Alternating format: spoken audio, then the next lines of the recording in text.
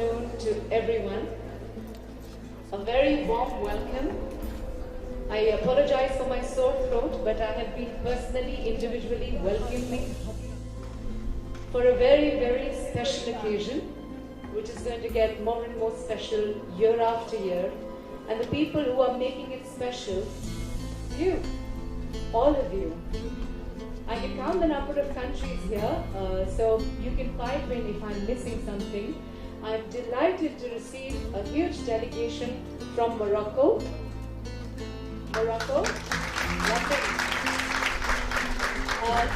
Lovely delegation from Pakistan. A fabulous, energizing delegation from Utah.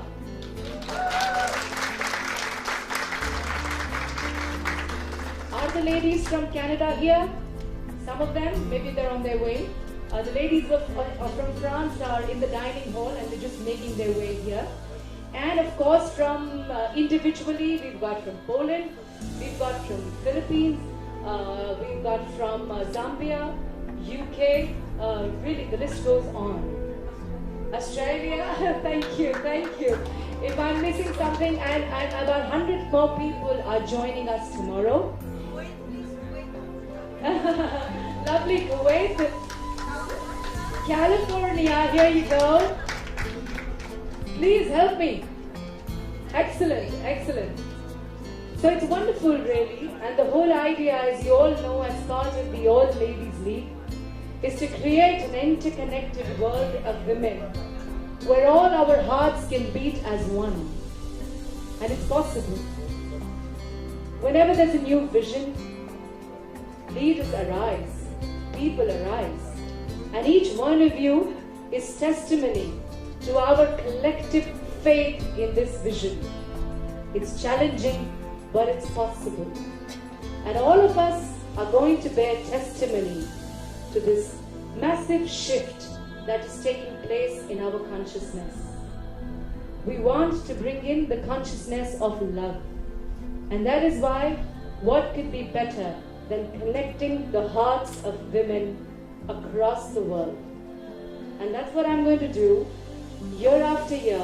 That's what you are going to do for me wherever you are, and for all of us wherever you are. Bring in light-hearted women to connect to this beautiful vision of creating more kindness in our world, of creating more healing in our world, of having more harmony in our world.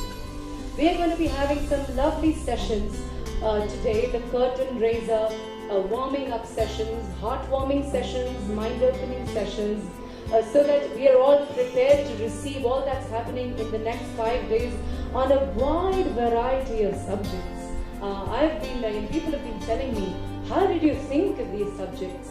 Well, I think of these subjects myself, and I wanted answers to them, and I wanted to engage with the minds of other people and understand what these topics mean to me as a woman today. So the whole purpose of the Women Economic Forum, held annually every year in Goa, is two-pronged.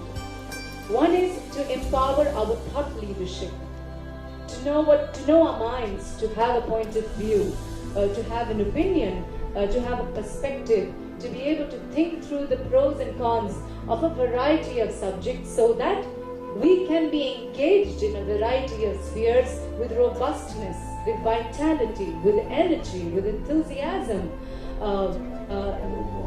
We are hesitant because we don't know, but once the consciousness is opened up and we are open to knowing about a lot of things, our innate wisdom, our innate sense of what is right, what is right for me, what crosses the line for me, all that self-awareness begins to dawn. And I think if we are, as women, self-aware, that's half the battle won. If we know who we are, if we are self-confident, we are self-assured, and we can positively and confidently engage and kindly engage in the affairs of our world, that's really part of a mandate which is being fulfilled. And the other part, the second part, is empowering global friendship. So if my heart is connected to my friend from Pakistan, then something that happens in her country affects me as personally as it affects her. If something happens in my friend's country in Morocco, both not so good news, both very good news, I take it personally. My heart begins to beat for the pain and joy of my friend in that country.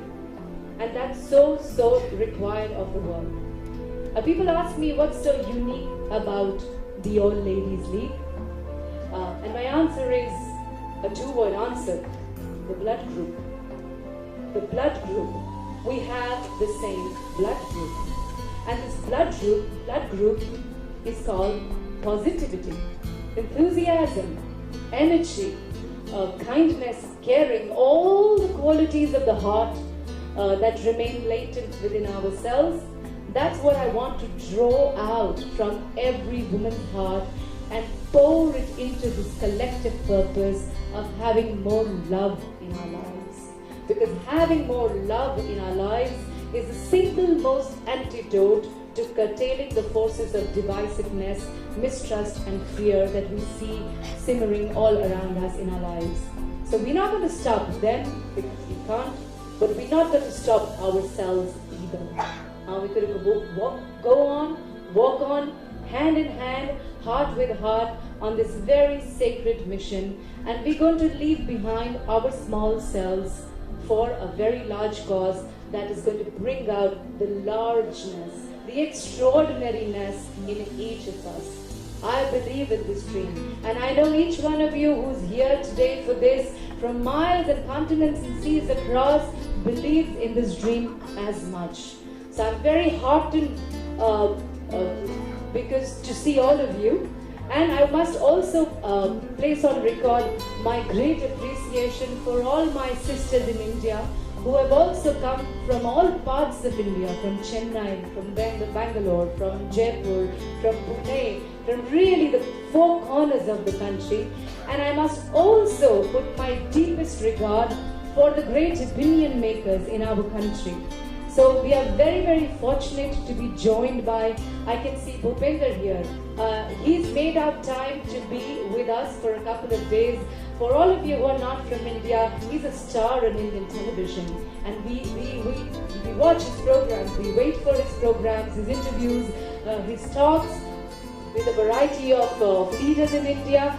And he's taken out time to start the inaugural here today with us and be with us. And he's been very generous in his good words to us in the morning. So I want to have a round of applause for every one of us here and Bhupender here, who's come here especially to show his support and show us and tell us that the media cares.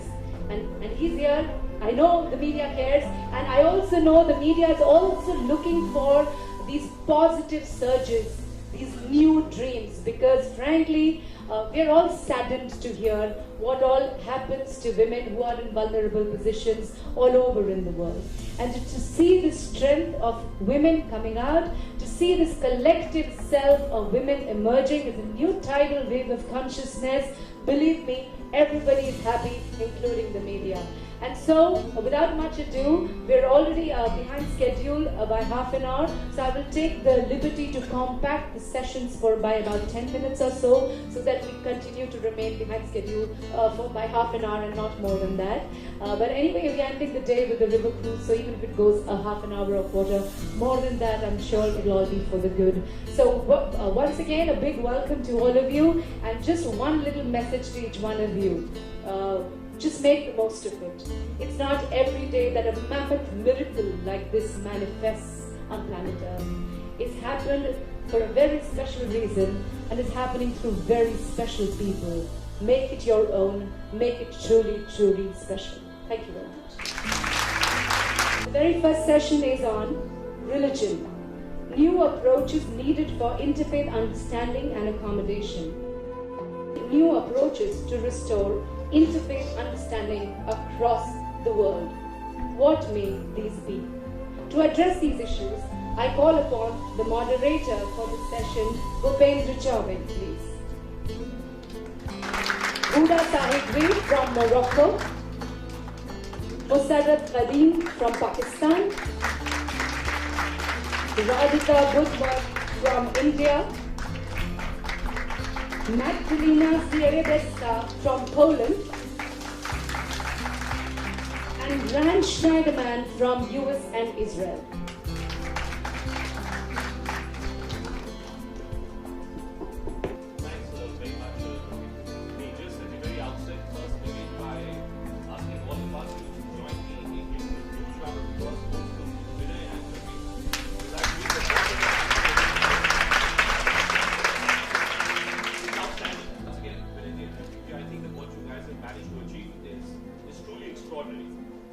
Since this morning, when I reached here, and the limited interaction that I've had with some of the delegates here, I was quite convinced that this was a unique opportunity, which I have been privileged enough to be a part of.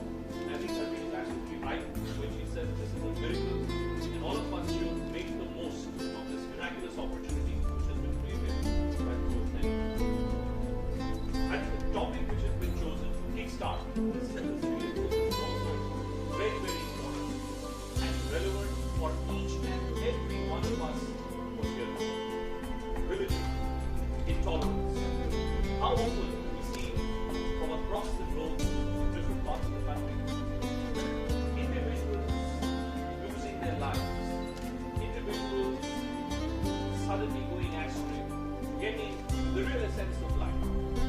Perhaps one reason that comes to my mind is that we have not managed as different communities, as different nationalities, different religions, to appreciate what the other community or what the other religion really brings to the table. And therefore, I'm extremely honored to have this great panel all around me, who I believe will help me understand as to what are some of the key steps that we need to take to improve this culture of intolerance, which seems to grip the entire mankind as a whole, and not just something which is restricted, frankly, to any country. So let me just begin with a brief introduction of all my lovely panelists. Pooja Saikri, she is the chairperson of the All Ladies League, all the way from Casablanca. Welcome to India. Pooja has been accompanied with her husband, Bunyad. So when Pooja speaks, she'll be speaking in French, and her husband will be translating what she's saying for us in English. Nusrat Kadeem, welcome Nusrat to India. I followed your work in Pakistan very, very closely. You were the chairperson of the All Ladies League in Islamabad. Those of us who have tracked events in Pakistan, in India or anywhere else, would probably have heard of her or would have known of her. She's someone who performs a very, very unique task. Not many of us can do that. As television anchors, some of us tend to believe that we are setting the agenda and impacting lives. But frankly, it's very new impacting lives. And she's not just impacting lives of an individual, she's impacting lives of entire families. Because you know what she does? She speaks to those radicalized elements in her country who want to give up their lives, who want to join terrorist organizations and suicide bombers. So for her to come all the way to Pakistan, I'm really looking forward to hearing with you.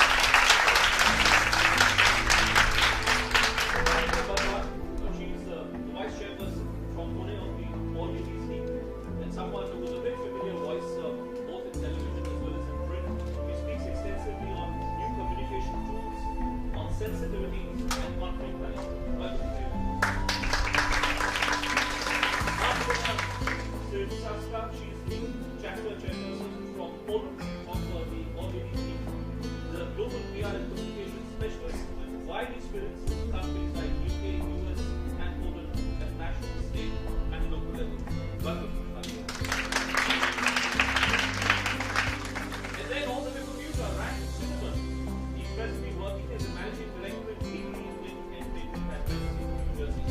Also owns a travel and location photography company in Wentworth City, New Jersey, by the name of North Beach Photography. Look forward to hearing your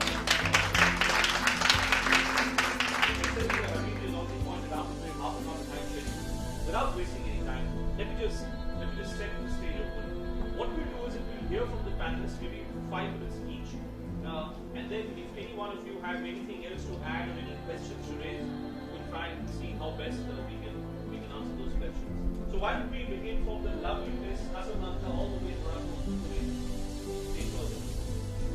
de femmes actives, modernes, dans un pays où la religion est très importante, mais qui reste quand même, le Maroc est un pays très ouvert de tolérance, qui accepte toutes les religions, qui accepte le regard sur les autres religions, et c'est de ce point de vue et de quelques petites pistes nouvelles dont j'aimerais partager avec vous.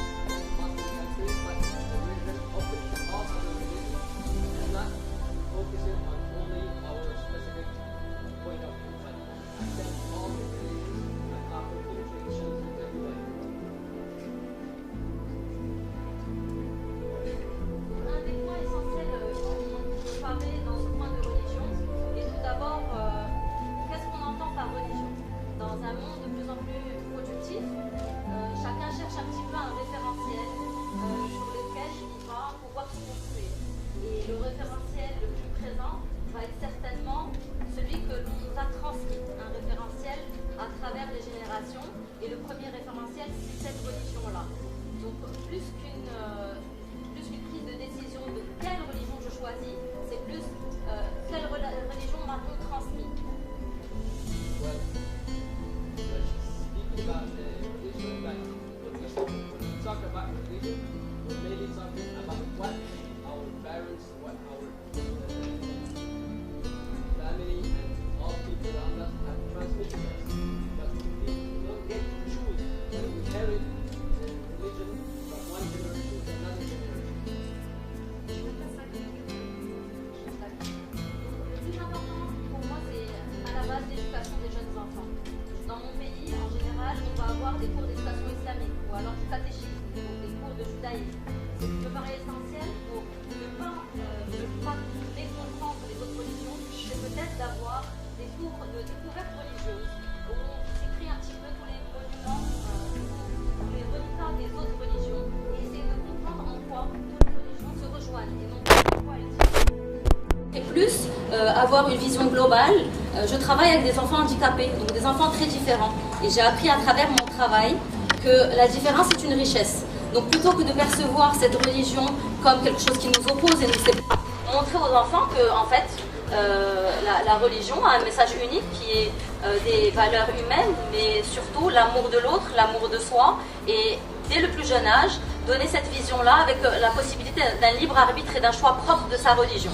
So according to her, as a mother, she would like that her children go to a school where they are exposed to learning about all different religions. While she comes from a country which is Islamic, she would want her children to go to a school where they have exposure and learning to other religions in the world. And the thrust of the education system should become, rather than exploring or looking at the differences amongst the different religions, education in schools starting very young should focus on the commonalities of all the religion and the common values.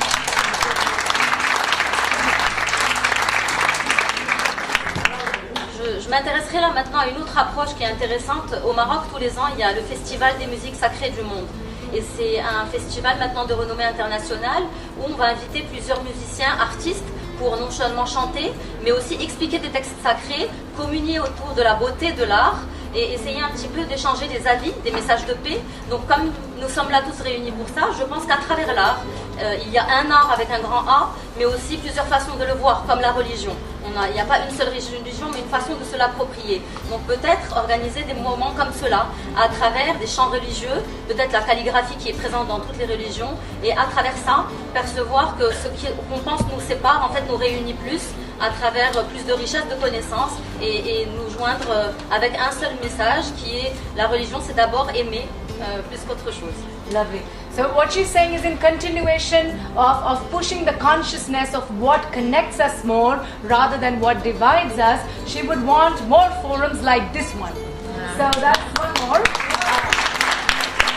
He also wants us to extend, or people differently working, to use the creative arts, especially music, especially dance, calligraphy, because the expressions of all these creative arts exist in different cultures. So if we could have congregations in the creative arts where I could probably hear Moroccan music and have the Moroccan lyrics translated to me, which talk all about sacred music she's talking about. So sacred music of all different cultures, the Sufi culture, the Indian culture, classical music, and from other countries, and we could understand the text, and through the world of the arts feel connected and learn to realize that religion is above all about being kind to one another, and music will help us. Okay, very interesting thoughts. And the interesting strand that I pick up is, I think that pretty much all of us who are here in this room today would think in terms of similar lines, isn't it? That what do we want?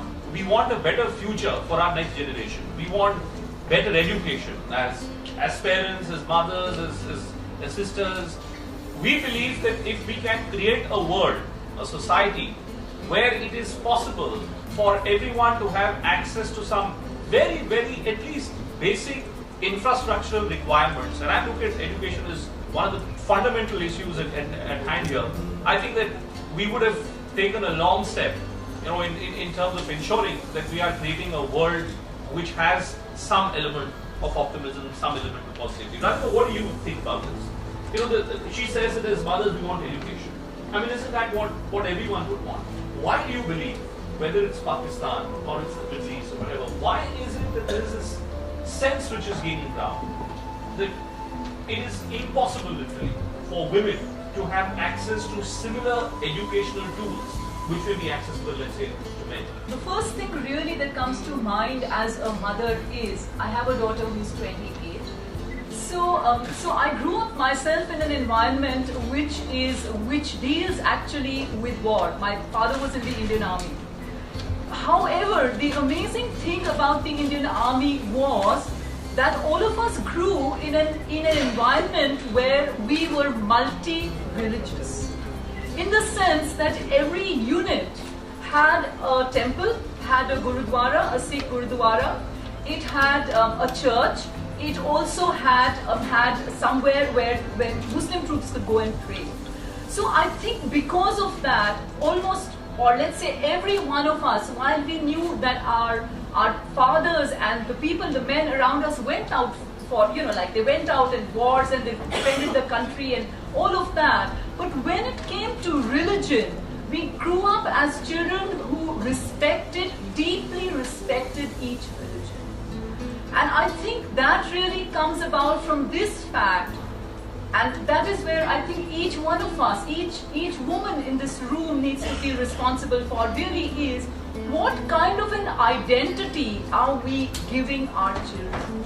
So if the identity if it's an identity based solely on the outward whatever the show of religiousness is, so maybe putting a kind of a bindi here, or maybe like the clothes that I wear, or what I'm carrying in my hand, if the only identity we give our children as women is religious, we can be sure they're going to grow up fearing other religions, fearing other cultures, fearing things that need not be feared upon. For example, even interacting with people of different religions.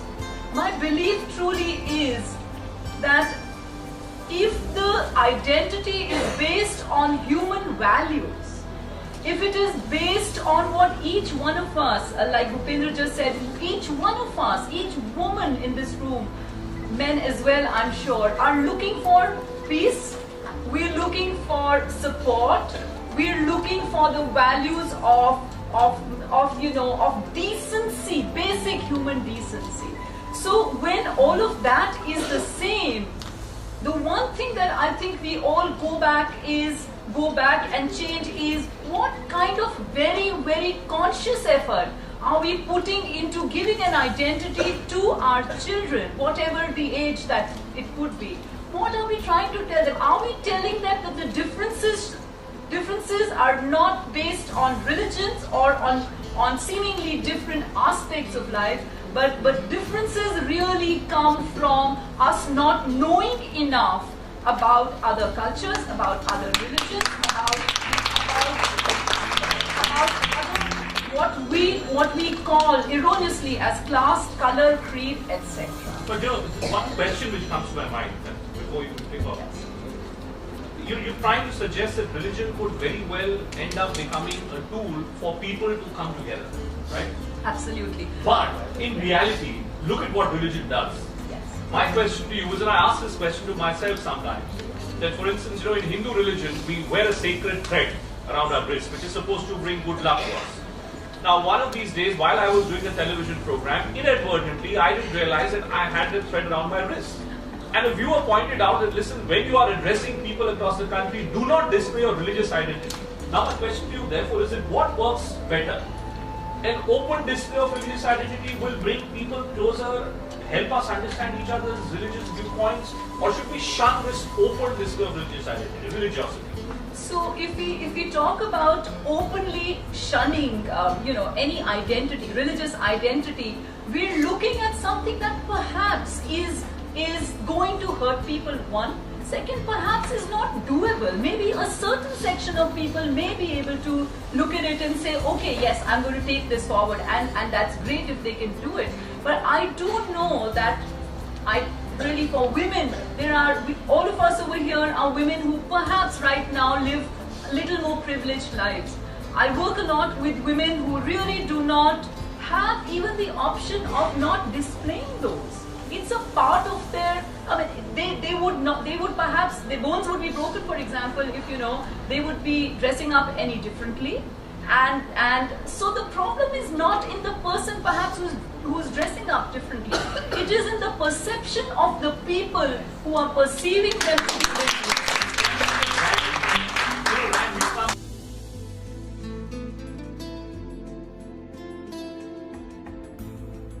Are women at an inherent disadvantage there because of religion, or because of, let's say, their belief in certain values, certain faith systems? Well, I think that the first thing that I think about when I talk about religion today is that all religions are basically a paternal religion. When we talk about God, it's He. When we look at the basis of Judaism, Christianity, Islam, it's always a male perspective. And as a result, our perceptions come at religion from a male perspective. And one of the things that I try and do, I'm a child of the 60s in the United States, and then I emigrated to the country of Israel in 1972. And one of the things that we did, we emigrated to a kibbutz, to a socialist form of living. And the group that I came with, we reversed our roles.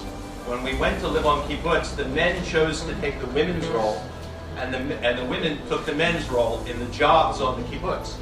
And it forced us to walk a mile in somebody else's shoes. So are you saying religious equality is not possible till there is gender equality first?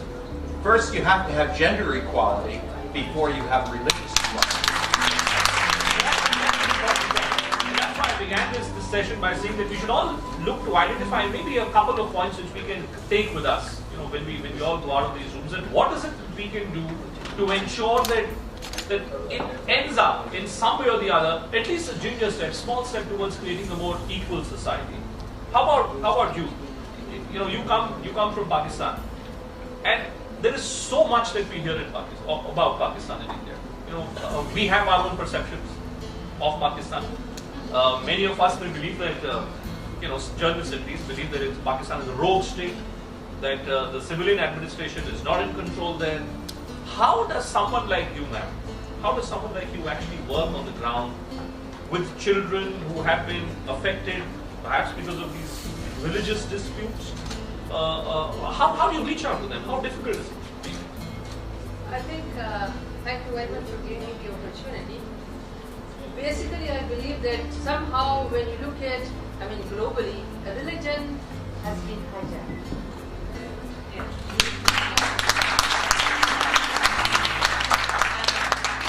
And we all use religion, whether it's India, Pakistan, Israel, America, UK, and everywhere, you could just see that it is highly politicized. We use it for our own interest, and I think few have taken the hold of religions in their hand, and they are trying to exploit the people in the name of religion. Having said that,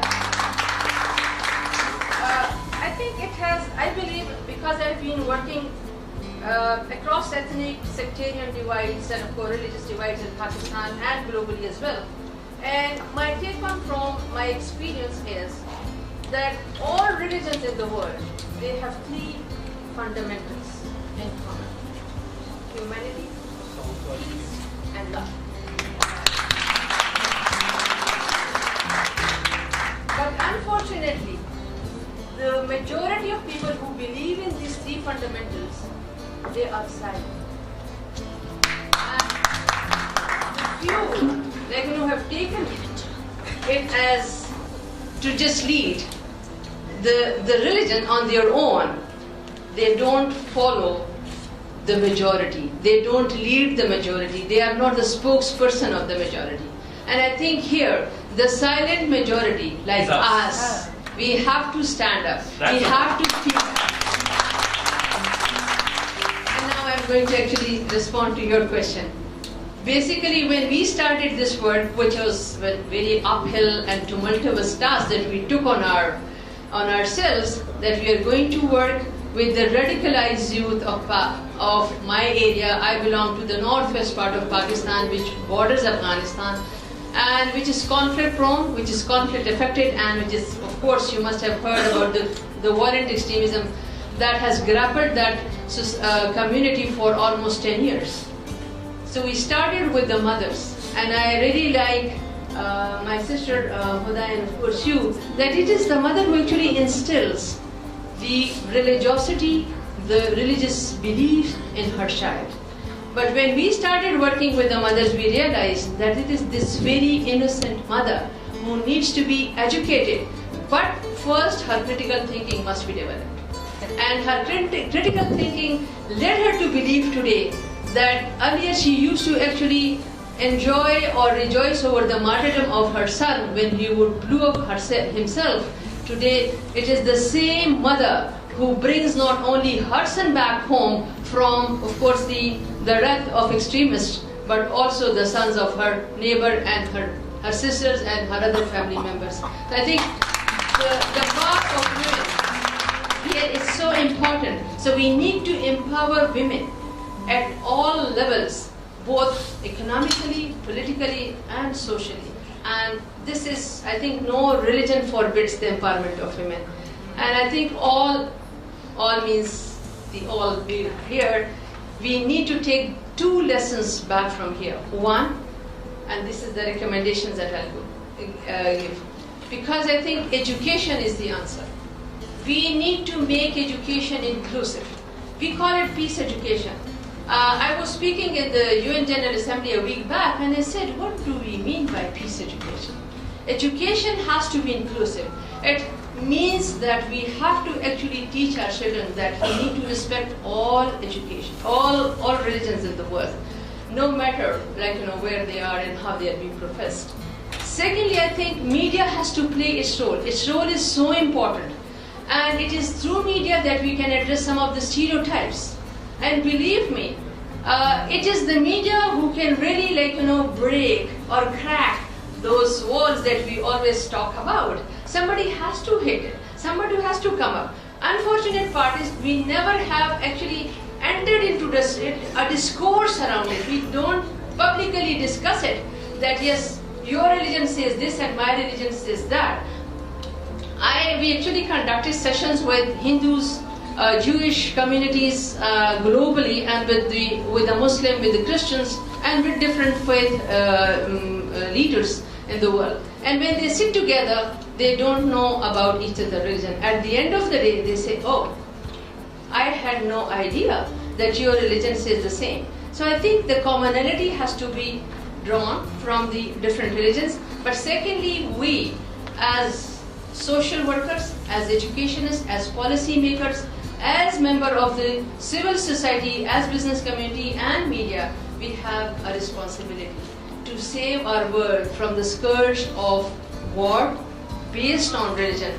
We have to stand up. We have to speak against the use of and the misuse of religion, and we have to actually talk about making this world safe for our children, about peace education, about inclusive curricula, about inclusive education for all.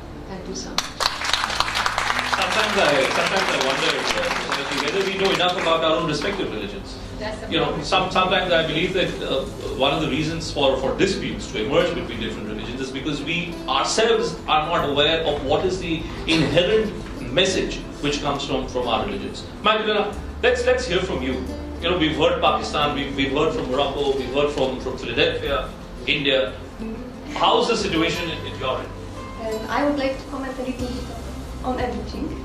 And picking up, thank you very much for inviting me. And what I would like to stress, I think we did something locally as all.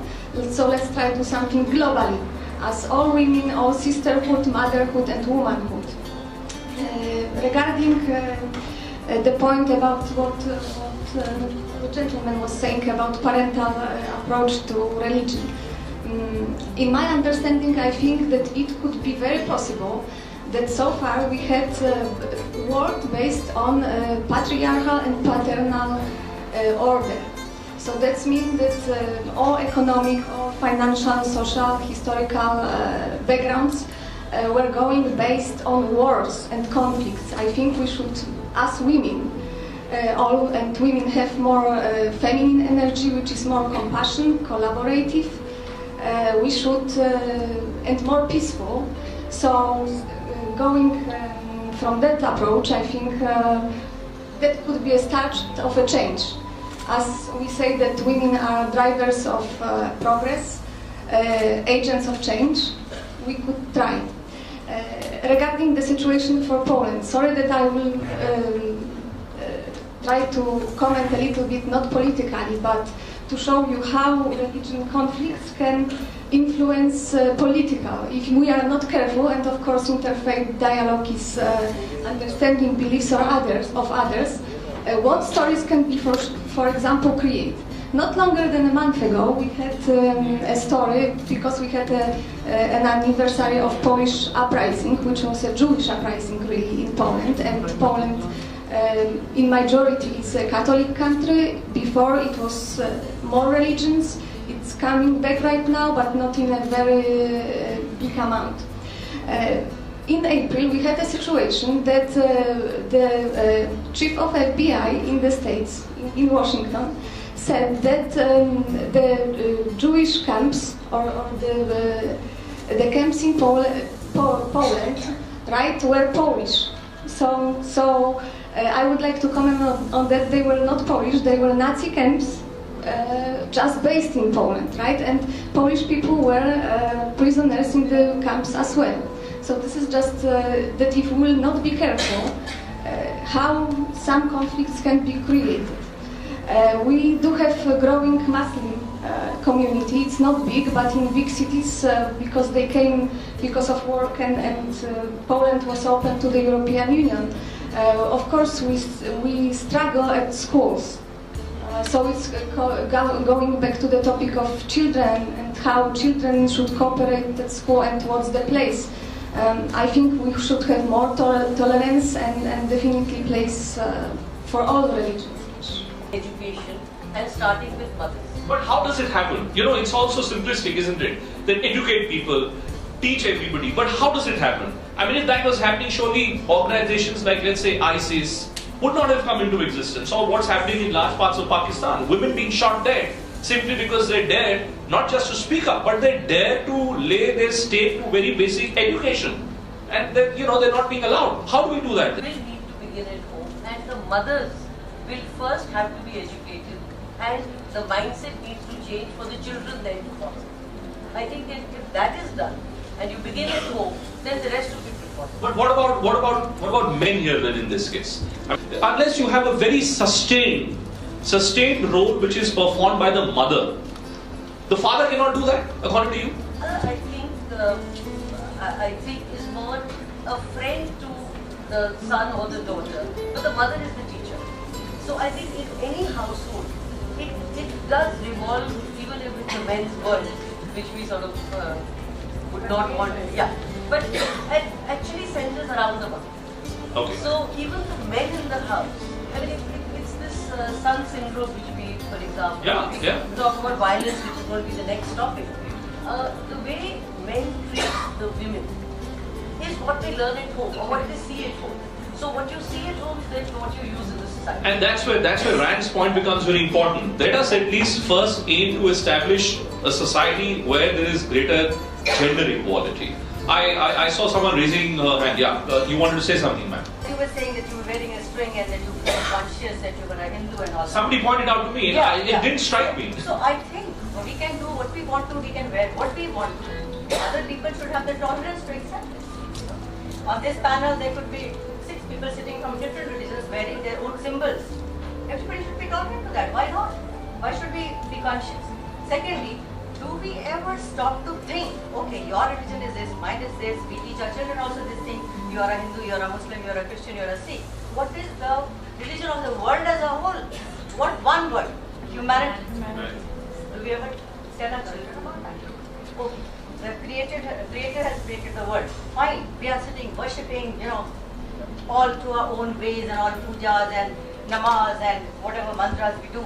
But how about that teaching to our children who are growing up about humanity, about each one of us? Looking at various instances where people all the way from America, all the way from England are going to Iraq, are going to these strife-torn countries in the name of religion. Why do you think that's happening? As Madam there is pointing out, I didn't get your name now. Rita. As Rita is pointing out there, I'm just trying to... Why are we talking so much about religion? Why are we talking so much about religion? Well, maybe one reason is that religion exists. Much like in an Indian context, it's all very well for us to say that we are a caste-less society, but are we really? At this time what happened was, one was Muslim, one was Sikh, one was Christian, and we went in 4 apartments, 4 different religions. And we had the best of time. We celebrated Eid, Diwali, everything we did. But, basically, we were there for each other. I think we have to go back to a very basic understanding of humanity.